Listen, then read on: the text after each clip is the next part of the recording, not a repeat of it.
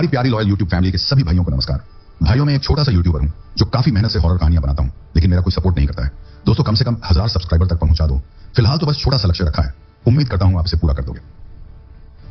दोस्तों, कुछ समय पहले की बात है, मैं अपने गांव गया था। रात की बात है। मैं खाना खाकर अपने ताऊजी, जिनका नाम मोहन है, उनके घर चला गया, क्योंकि ताऊजी और मेरी खूब पटती थी। जब मैं उनके पास गया तो वो तो अपने तबेले में अलाव जलाकर ताप रहे थे। मैंने उन्हें नमस्ते की और उनके हाल चाल पूछे। ताऊजी ने फिर मेरे से पूछा कि ज्वाइनिंग मिल गई क्या तेरी? कौन सी जगह पे आया है तेरी नौकरी का नंबर? तो मैंने ताऊजी से कहा अभी नहीं मिली, पर जल्दी ही मिल जाएगी। फिर मैंने ताऊजी से पूछा कि ताऊजी, जब आप डाक विभाग में थे तो क्या आपके साथ कोई भूतिया घटना घटित हुई? ऐसा मैंने सुना था, दादी ने कहा था मेरे से।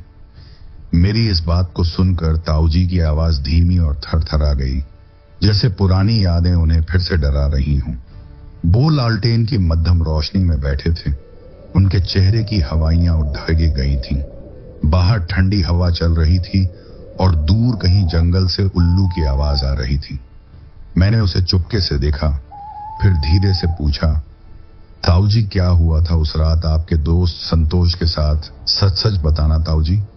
मेरी बात को सुनकर ताऊजी ने एक गहरी सांस ली और आंखें झुकाकर बोले, बेटा, वो बात 1990 की है, जब हम दोनों पोस्ट ऑफिस में साथ काम करते थे। पहले मेरी नौकरी उत्तरांचल में थी, जिसे अब उत्तराखंड कहते हैं। संतोष मेरा सबसे अच्छा दोस्त था। हम दोनों पार्टनर थे, एक ही डाक लाइन संभालते थे।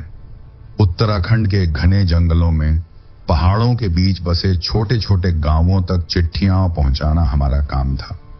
हम दोनों सुबह सुबह साइकिल पर निकल पड़ते थे। कभी कभी तो शाम ढलने तक लौटते नहीं थे। फिर ताऊजी कहानी कहते कहते रुक गए, जैसे कुछ याद करके सिहर उठे हों। फिर धीरे धीरे बोले, हमारा पोस्ट ऑफिस छोटा सा था, अल्मोड़ा के पास, और हम दोनों उसी के पास वाले गांव में किराए के मकान में रहते थे। संतोष बहुत हंसमुख था, हमेशा मजाक करता रहता। कहता था, मोहन, ये जंगल कितने भी डरावने हों, हम डाकिए हैं ना, चिट्ठी पहुंचानी है तो पहुंचानी है, बस चल रही है अपनी जिंदगी। वैसे भी सभी घरों में खुशियां बांटने का काम जो करते हैं हम। मैं उसकी बातें सुनकर हंस देता था। एक बार की बात है, हम दोनों पोस्ट ऑफिस में बैठे थे। शाम हो चुकी थी, सूरज डूबने को था। बाहर ठंडी हवा चल रही थी और कोहरा दिस द्वारा धीरे धीरे नीचे उतरने लगा था। तभी पोस्ट मास्टर साहब आए और एक चिट्ठी हमारे हाथ में थमा दी। बोले, ये बहुत जरूरी चिट्ठी है, आज ही सोमपुरा गांव में पहुंचानी है। किसी की जान पहचान की आखिरी चिट्ठी है शायद।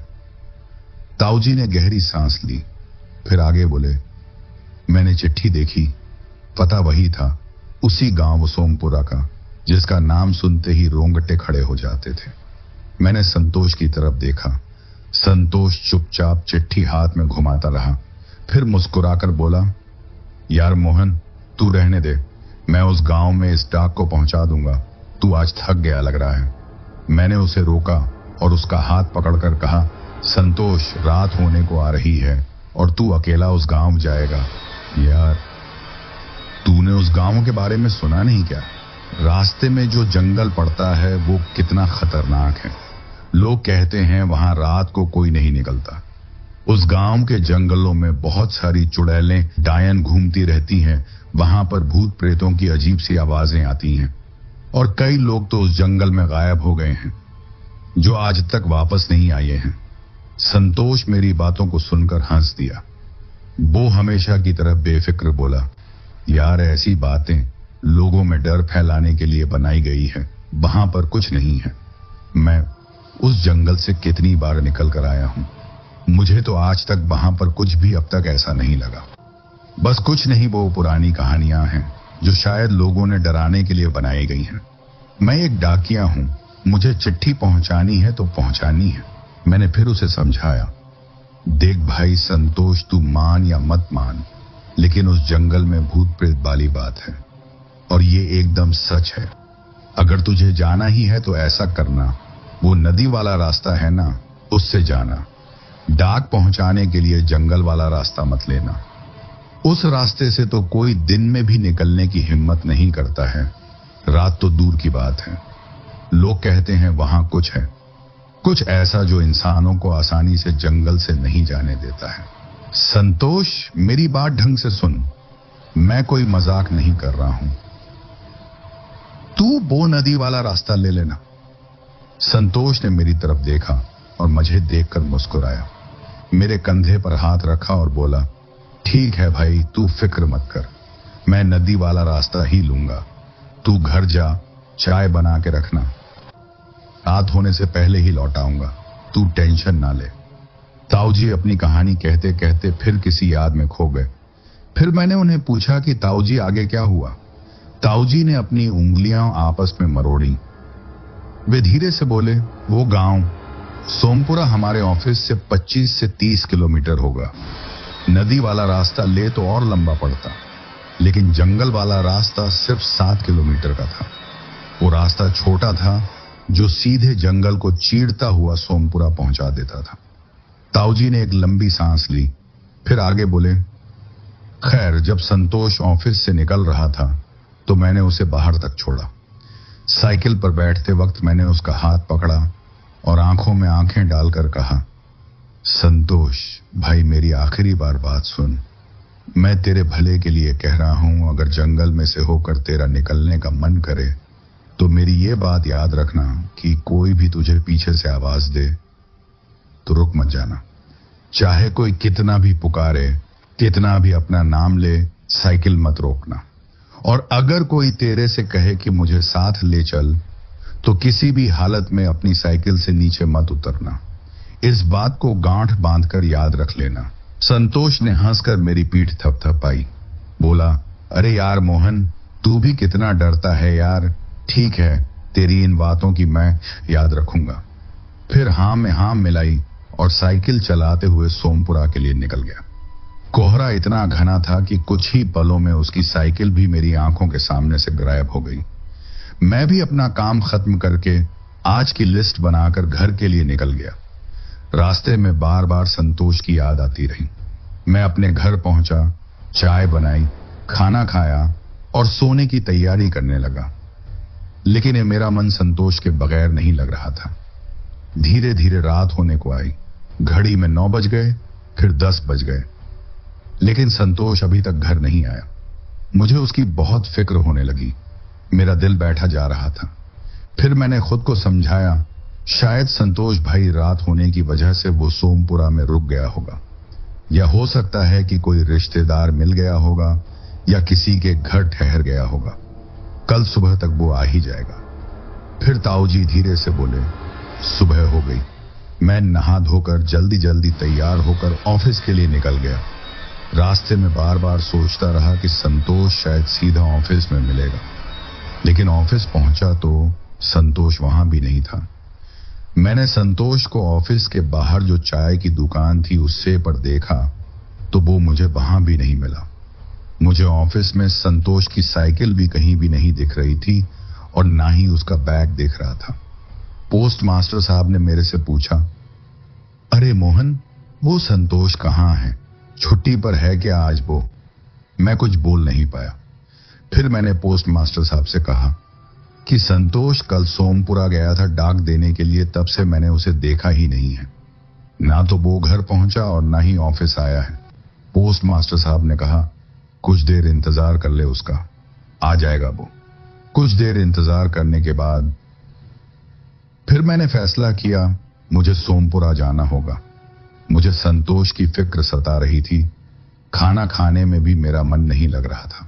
मैंने भी पोस्ट मास्टर साहब से कहा कि सर, मुझे सोमपुरा जाना है, कहीं संतोष के साथ कुछ गलत नहीं हो गया हो।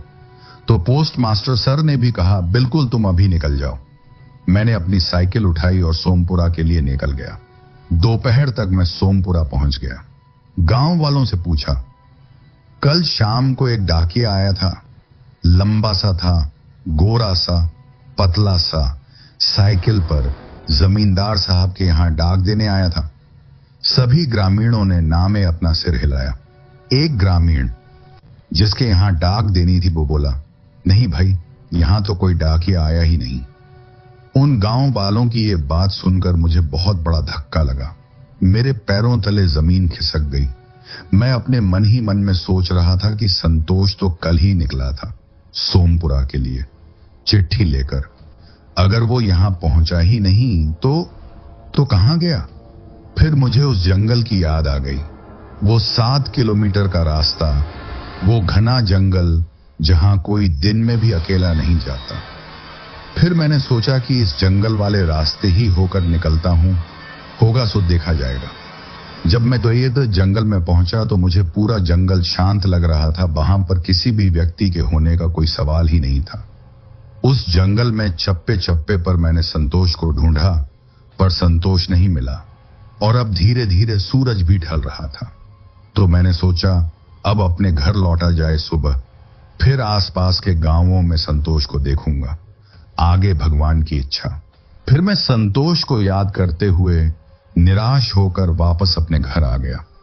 मन भारी था, कुछ समझ नहीं आ रहा था कि अब क्या करूं क्या नहीं। सोमपुरा में कोई सुराग नहीं मिला, संतोष गायब था। जब मैं घर के बाहर पहुंचा तो अचानक मेरी नजर संतोष की साइकिल पर पड़ी। संतोष की साइकिल घर के बाहर खड़ी थी। हाँ, वही साइकिल जिस पर वो कल निकला था, और हमारे घर का गेट खुला हुआ था। मुझे संतोष की साइकिल देखकर बहुत खुशी हुई। मेरा दिल जोर जोर से धड़कने लगा। मैं सोचने लगा शायद वो लौट आया है, वो किसी और रास्ते से आ गया होगा। मैं जल्दी से दौड़कर घर के अंदर गया। दरवाजा खुला था, घर के अंदर अंधेरा हो रखा था। शायद उसने लालटेन नहीं जलाई थी। मैंने आवाज लगाई, संतोष, संतोष कहाँ है? मुझे उसकी आवाज तो नहीं आई। फिर मैं बेडरूम में गया और वहां पलंग पर संतोष लेटा हुआ था। मैंने उसे जगाकर पूछा, अबे तू कल का गया है और अब लौटा है, तब से कहां था रे तू? तेरे इंतजार में कितना पागल हो गया मैं। तुझे ढूंढता हुआ सोमपुरा तक गया हूं मैं, लेकिन वहां भी तेरा कोई पता नहीं चला। और सोमपुरा के लोग कह रहे थे कि तू तो डाक देने के लिए पहुंचा भी नहीं है वहां पर। और रात भर कहां था रे? लेकिन वो कुछ नहीं बोला, बस रोने लगा। उसकी आंखों के नीचे काले घेरे पड़ चुके थे और आंखें लाल हो रही थी, जैसे कई रातों से सोया ना हो। मैंने उससे पूछा, रो क्यों रहा है? अरे मेरे बाप, कुछ तो बता, रात भर कहां था तू? फिर वो चुप हो गया। फिर अचानक से दोबारा रोने लग गया। फिर अचानक से उसने रोना बंद कर दिया। मेरी समझ में नहीं आ रहा था कि इसको अचानक से क्या हो गया है। फिर संतोष एक अजीब सी आवाज में बोला, जैसे गले में कुछ अटका हो। उसने कहा, अबे मुझे बहुत भूख लगी है, मुझे खाना खाना है, जल्दी से मुझे खाना दे। उसकी आवाज सुनकर मैं एकदम से चौंका। मुझे संतोष की आवाज अजीब सी लग रही थी, जैसे वो उसकी नहीं हो। उसकी आवाज किसी औरत और आदमी की, दोनों की मिली जुली आवाज थी। मैंने सोचा हो सकता है कि ठंड से इसका गला बैठ गया हो, लेकिन फिर भी जल्दी से मैं दौड़कर किचन में गया। रोटी सब्जी गरम की और प्लेट में उसके लिए खाना लेकर आया। लेकिन जैसे ही मैंने उसके सामने खाने की प्लेट रखी, उसने खाना खाने से मना कर दिया। वो अजीब सी आवाज में बोला, मुझे मांस चाहिए खाने को, मुझे ये घास नहीं खाना है, मुझे जल्दी से मांस लेकर आ, मेरे लिए तू जल्दी से मौस बना। उसकी आवाज फिर वही अजीब सी थी। उसकी बात सुनकर मैं हैरान हो गया। मैंने उससे कहा, तू तो शाकाहारी है, मांस खाने कब से लग गया? बस इतना ही कहा था मैंने। फिर उसने मुझे गुस्से से घूरा। उसकी आंखें एकदम लाल थीं, जैसे कि उसकी आंखों में खून भरा हो। वह उठकर खड़ाधा हो गया और चिल्लाया, हरामखोर, तुझे सुनाई नहीं देता? जल्दी से जा और मेरे लिए मांस लेकर आ, मुझे खाने के लिए मांस चाहिए। मैंने उसे मांस लाने से स्पष्ट मना कर दिया और उससे कहा कि ज्यादा मजाक मत कर, अब तेरा मजाक बहुत हो गया, अब चुपचाप खाना खा ले। बस मैंने उससे इतना ही कहा था। तभी बुद्धे अचानक से मेरे पास आया और फिर अचानक उसने मेरी गर्दन पकड़ी। उसके हाथों में इतनी ताकत थी जैसे कोई जानवर हो। उसने मुझे उठाकर जोर से दूर फेंक दिया। मैं दीवार से जा टकराया। मेरे सिर में बहुत तेज चोट लगी। मेरे सिर में तेज दर्द हुआ और सर से खून निकलने लगा। मैं जमीन पर गिर पड़ा। मैं उठने की कोशिश करने लगा, लेकिन तभी वो फुर्ती से मेरे पास आया, मेरे सिर के पास झुका और मेरे खून को चाट कर बोला, तेरा खून बहुत मीठा है तो तेरा मांस कितना अच्छा होगा। जब मैंने उसकी बात सुनी तो मेरे रोंगटे खड़े हो गए, पूरे शरीर में सिहरन दौड़ गई।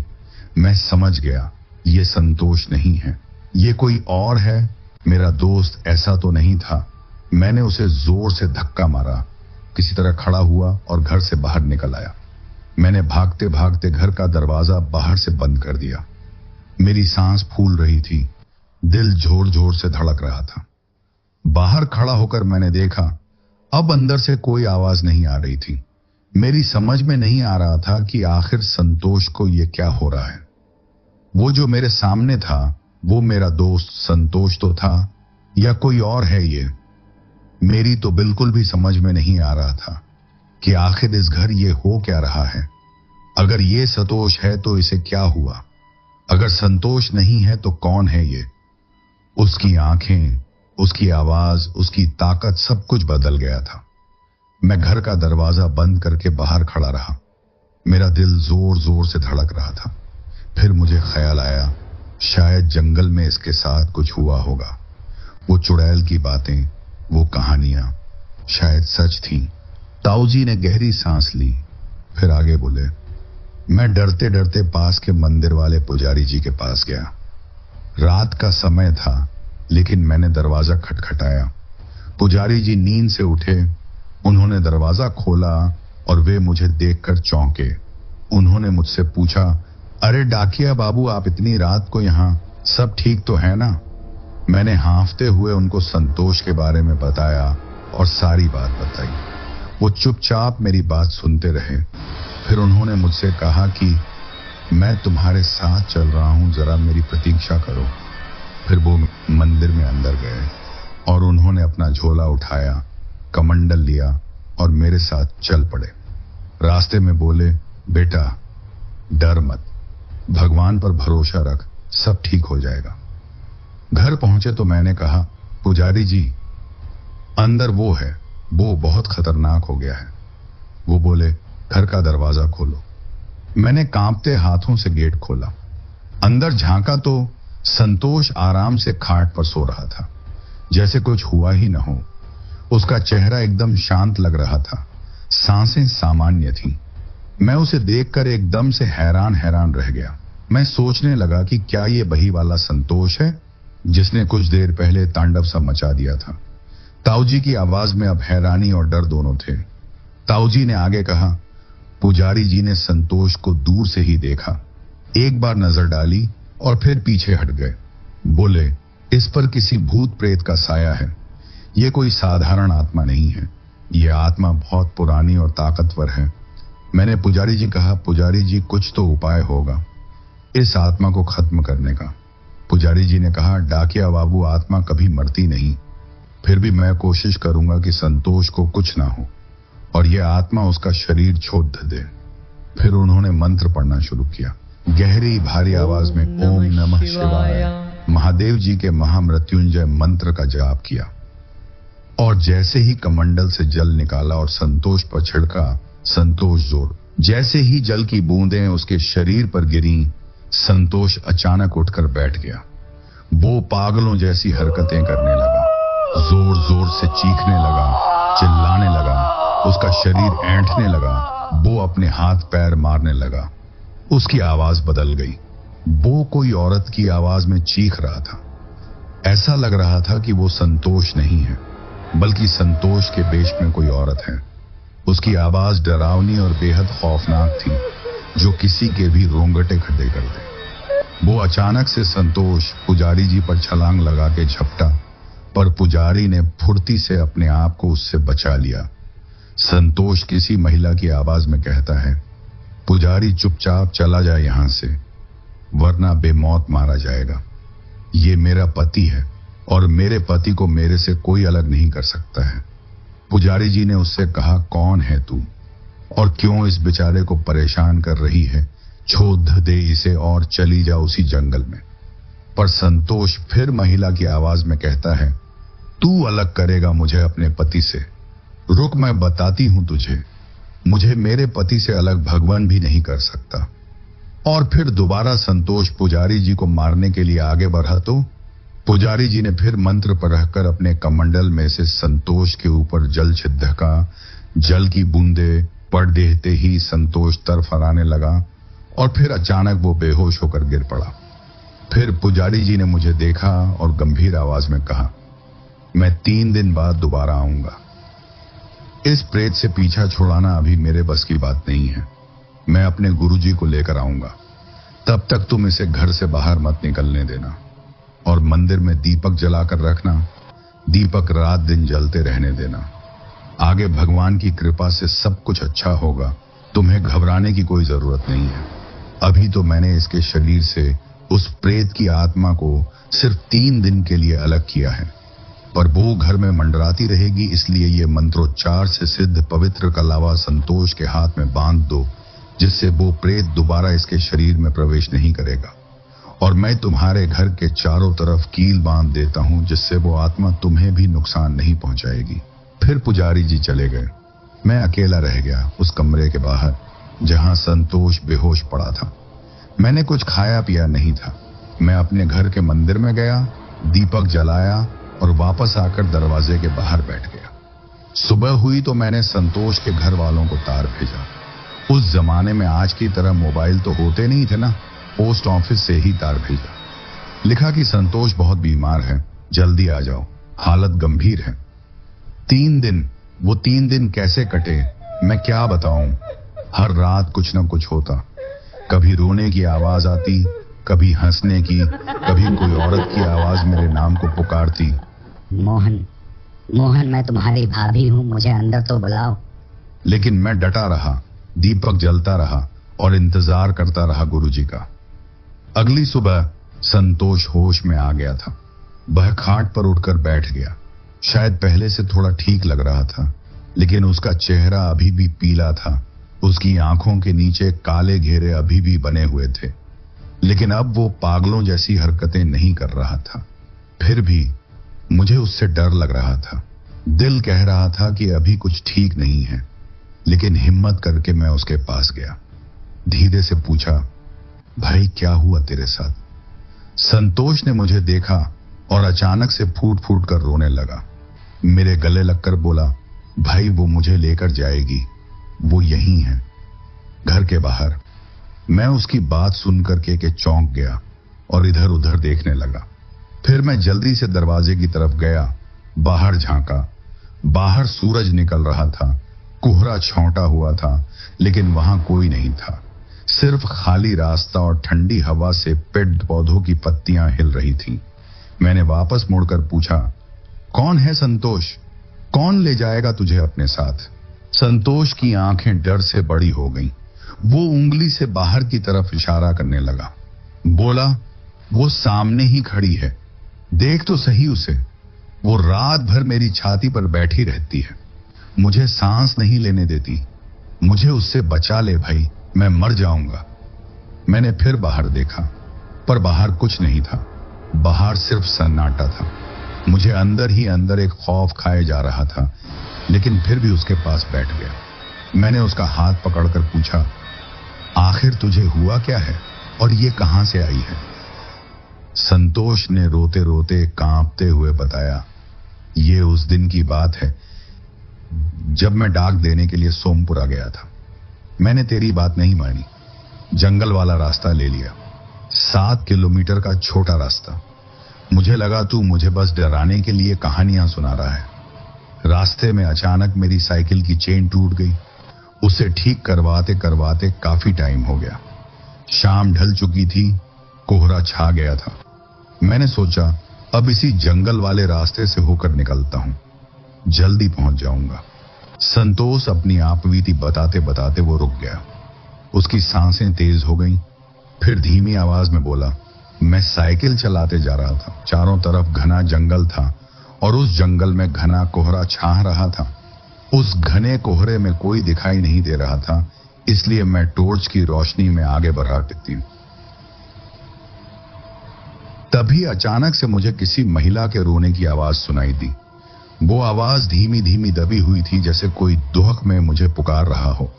मैंने सोचा, इतनी रात को यहां कोई महिला अकेली कैसे हो सकती है। मैंने इस पर ज्यादा ध्यान नहीं दिया और आराम से साइकिल चलाने लगा। तभी पीछे से फिर आवाज आई, बाबू जरा रुकिए, मुझे आगे तक छोड़ दोगे? संतोष की आंखें बंद हो गईं, जैसे वो पल फिर से जी रहा हो। उसकी आवाज सुनकर मैं रुक गया। मैंने अपनी साइकिल रोकी, पीछे मुड़कर देखा। कोहरे में से एक औरत निकल कर आई। उसने शादी वाले लाल कपड़े और पूरे गहने पहने हुए थे।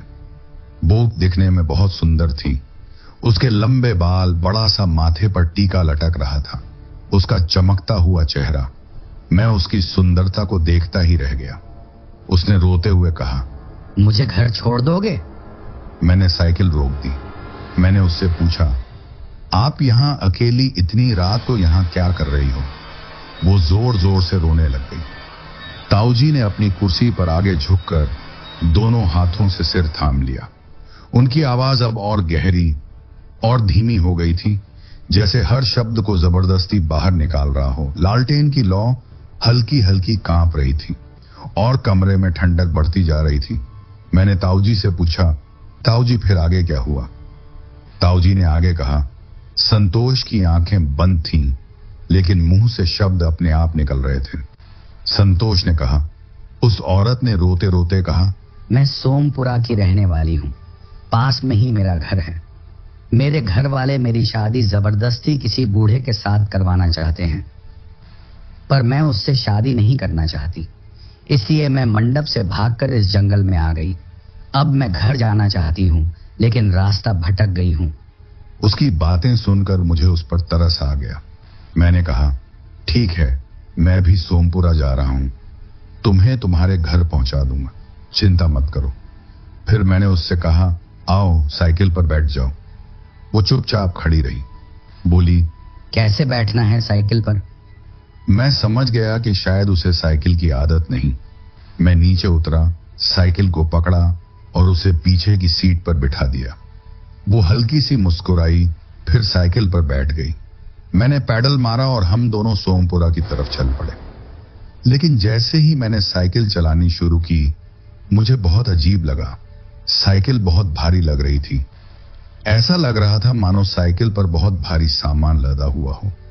मैंने जोर जोर से पैडल मारना शुरू किया।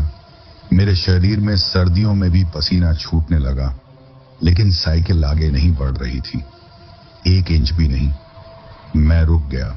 मैंने सोचा कि कहीं मेरी साइकिल के टायर तो पंचर नहीं हो गए। फिर मैंने साइकिल के दोनों टायर देखे। वो एकदम सही सलामत थे। दोनों टायरों में हवा भरी हुई थी, कोई पंक्चर नहीं था उनमें। संतोष अपनी आप बीती सुनाते सुनाते रुक गया। उसकी उंगलियां कांपने लगी। फिर मैंने उससे पूछा, आगे क्या हुआ संतोष? संतोष ने कहा, तब पीछे से किसी की हंसने की आवाज आई। हम धीमी डरावनी हंसी की आवाज थी। मैंने पीछे मुड़कर देखा तो वहां कोई नहीं था। वो औरत भी साइकिल से गायब हो चुकी थी। मैं घबरा गया।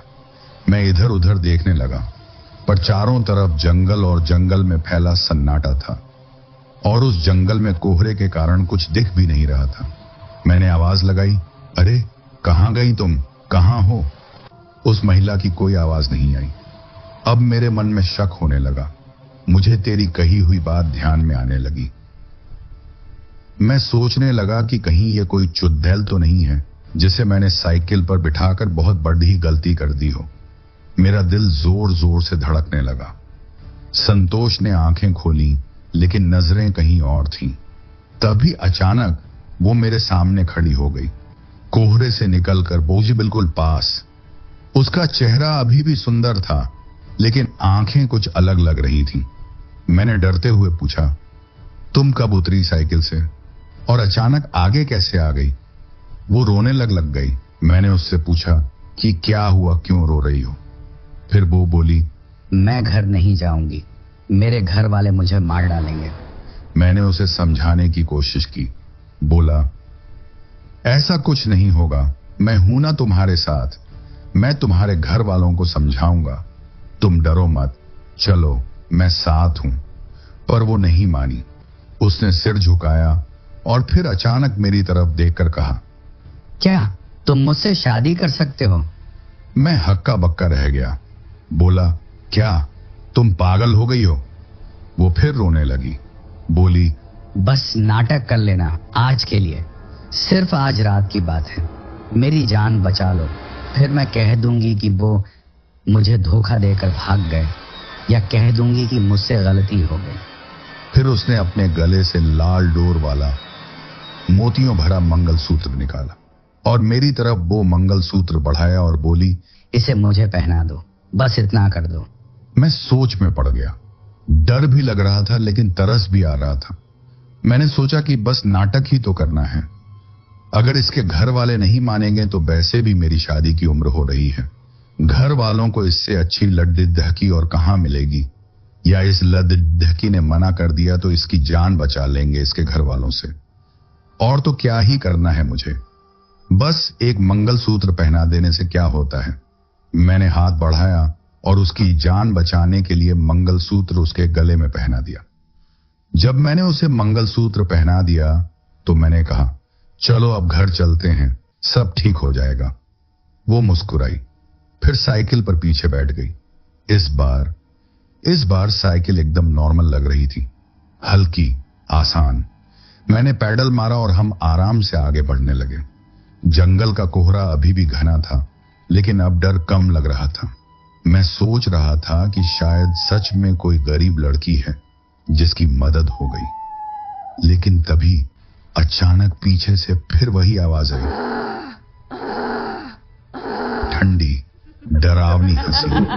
मैंने घबराकर पीछे मुड़कर देखा और मेरे होश उड़ गए। वो जो सुंदर लड़की थी, उसका चेहरा एकदम बदल चुका था। अब वो बूढ़ी लग रही थी। उसका चेहरा सिकुड़ा हुआ था और उसकी त्वचा पीली और झुर्रेदार हो गई। उसके बाल एकदम सफेद, लंबे, उलझे हुए अमन हवा में लहरा रहे थे। आंखें लाल, जैसे खून से भरी हुई। मैं जोर चीख पड़ा। मैंने अपनी साइकिल रोक दी, कांपते हुए पूछा, कौन हो तुम? वो हंसने लगी। उसकी हंसी इतनी खौफनाक और डरावनी थी कि जंगला में फैला सन्नाटा भी एक पल में गायब हो गया। फिर वो बोली, तुम्हारी पत्नी हूं मैं, तुमने मुझे मंगलसूत्र पहनाया है ना, अब मैं तुम्हें अपने साथ लेकर चलूंगी, मुशाकिल।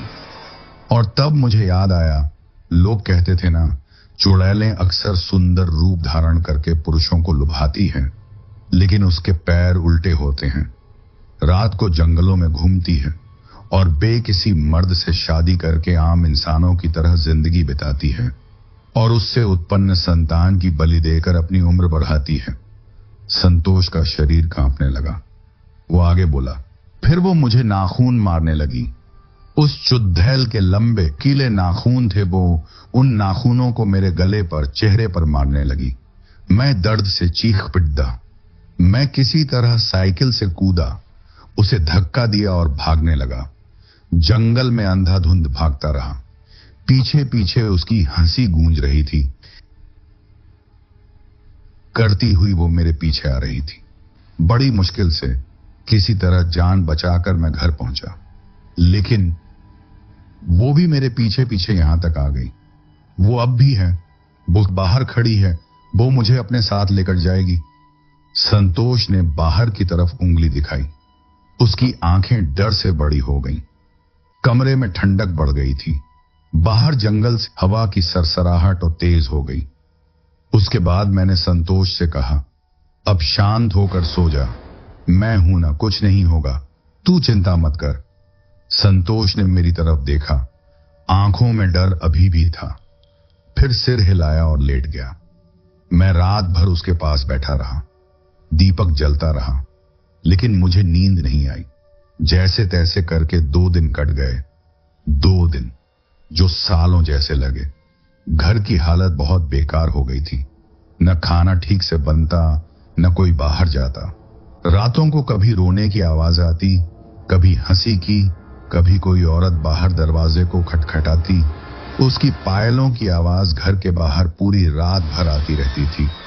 वो कहती, संतोष दरवाजा खोलो ना, अपनी पत्नी से इतना नाराज हो। संतोष बिस्तर से उठता ही नहीं था, बस कभी कभी चीखता, वो आई। हम डर के साए में जीने को मजबूर हो रहे थे। मैंने खिड़कियां और दरवाजे बंद रखे, मंत्र पढ़ता रहता, दीपक जलाता रहता। फिर तीसरे दिन संतोष के घर वाले आ गए। उसकी मां, बहन, चाचा सब तार पड़कर वे लोग घबरा कर आए थे। मां ने संतोष को देखा और फूट फूट कर रोने लगी, लेकिन मैंने उन्हें समझाया कि अभी कुछ मत कहो, पुजारी जी आने वाले हैं। और ठीक शाम को पुजारी जी और उनके गुरुजी आए।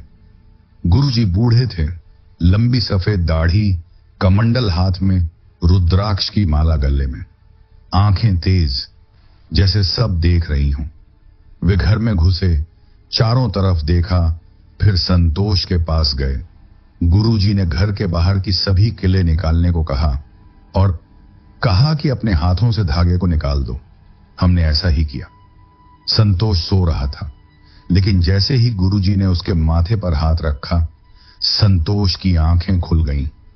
उसकी आंखें एकदम लाल लाल थीं और वो चीखने लगा, कर्कश औरत की आवाज में, छोड़ो मुझे, ये मेरा पति है।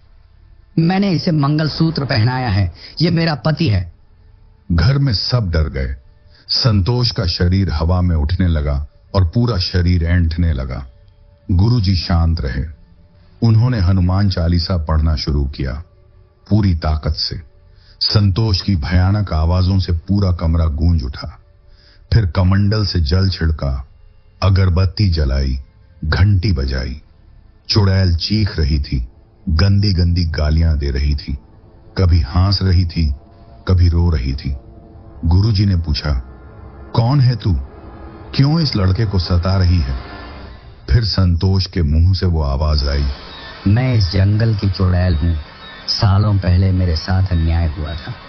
प्रसव में मुझे मार डाला गया। इसने मुझे मंगलसूत्र पहनाया है, मुझे अपनी पत्नी का दर्जा दिया है। ये मेरा पति है, मैं इसे ले जाऊंगी, ये मेरे साथ रहेगा, मुझे इससे कोई अलग नहीं कर सकता है। गुरुजी ने उससे कहा, तो तू ऐसे नहीं जाएगी, अभी बताता हूं तुझे।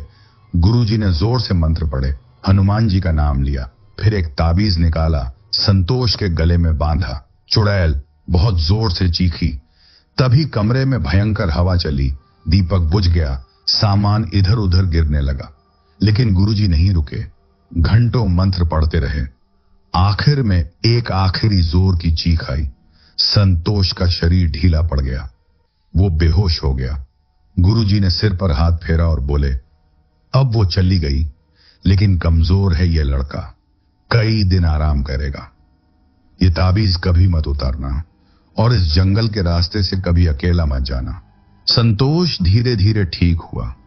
उसे सही होने में कई महीने लगे। रातों को डर लगता रहा, लेकिन चुड़ैल फिर कभी नहीं आई। हमने वो घर छोड़ दिया, कहीं और चले गए, लेकिन संतोष वो पहले जैसा कभी नहीं रहा। हमेशा चुप चुप सा, कभी कभी दूर देखता रहता, जैसे कोई उसे बुला रहा हो। ताऊजी ने गहरी आखिरी सांस ली और मेरी तरफ देखा। उनकी आंखें नम थीं। बेटा, वो चुड़ैल थी, असली चुड़ैल, और कहते हैं वो आज भी जंगल में भटकती है। कभी कभी रात को जंगल से वो हंसी सुनाई देती है, जैसे आज भी कोई इंतजार कर रहा हो। कमरे में सन्नाटा छा गया। लालटेन की लौ हल्की सी हिली और फिर बुझ गई। दोस्तों, यही थी मेरी ताऊजी की कहानी। उम्मीद करता हूं आपको पसंद आई होगी। अब यहां तक आ ही गए हो, कर दो लाइक और चैनल को सब्सक्राइब।